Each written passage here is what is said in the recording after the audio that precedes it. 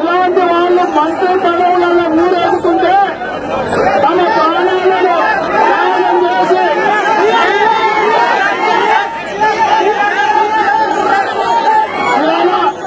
ఆ ప్రాణాల పునాదుల మీద కొంతమంది రాజకీయ భోగాలు అనుభవిస్తున్నారు. అయితే సోదరులారా, ఈరోజు 1200 మంది తెలంగాణ అమరవీరుల గురించి ఒక్కసారి ఆలోచన చేస్తే లోనోగు మీసాల యువకుడు శ్రీకాంతచారి నిట్ట నిలువున పెట్రోల్ వేసుకొని తెలంగాణ కోసం ఆత్మ బలిదానం చేస్తూనే పెట్రోల్ మంటల్లో కాలిపోతూ అమ్మను తలుచుకోలే, మన తల్లి తెలంగాణను తలుచుకున్నాడు. జై తెలంగాణ. అదే విధంగా మెట్రో సిటీ ఎక్స్ప్రెస్ రైలుకు ఎదురుగా పోయి సుమను తన ఆత్మ బలిదానాన్ని చేసుకున్నాడు. కానిస్టేబుల్ కిష్టయ్య తన సర్వీసు రివాల్వర్తోని తనకు గురి పెట్టుకొని తన భార్య బిడ్డల గురించో, తన ఊరు గురించో, తన కుటుంబం గురించో ఆలోచన చేయలేదు. తెలంగాణ గడ్డ కోసం, తెలంగాణ రాష్ట్రం కోసం ఆలోచన చేసి కానిస్టేబుల్ కిష్టయ్య ఇంత నిలువులో నిలబడి తుపాకి గంటకు పట్టుకొని కాల్చుకొని జై తెలంగాణ అన్నాడు. అదే విధంగా కాలిన కట్టె ఎన్సీసీ గేటు దగ్గర 50 కాలి మసై పూడిదైపోయింది తెలంగాణ కోసం.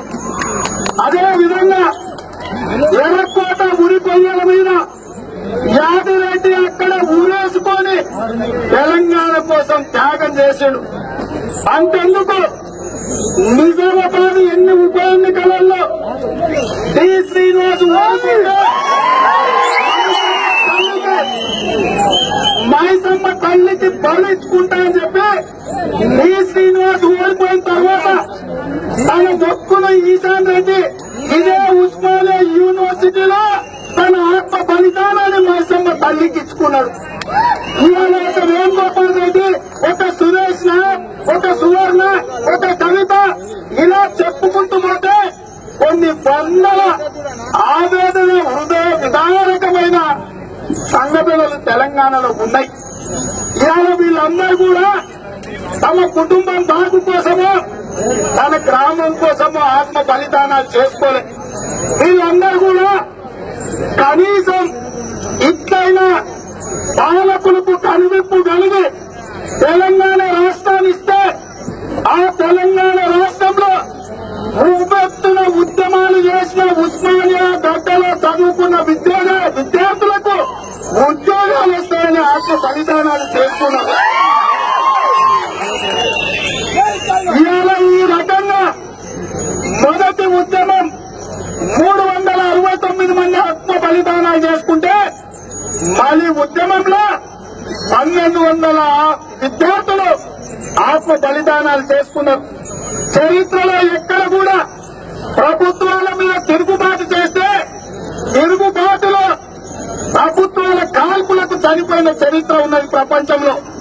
కానీ ఈ ప్రభుత్వాలకు నిరసనగా తమల్ని తాము ఆత్మాహుతి చేసుకొని ఆత్మ బలిదానాలు ఇచ్చుకొని ఈ ప్రభుత్వాల కళ్ళు తెరిపించాలని చెప్పి ఆత్మ బలిదానాలు ఇచ్చుకున్న చరిత్ర ప్రపంచంలో ఒక తెలంగాణ గడ్డకే ఉంది, తెలంగాణ బిడ్డకే ఉంది.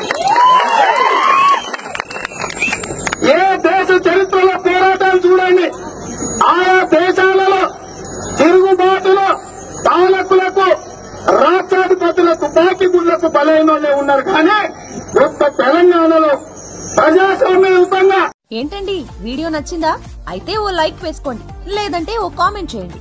ఎప్పటికప్పుడు మా వీడియోస్ చూడాలంటే సబ్స్క్రైబ్ చేసుకోండి.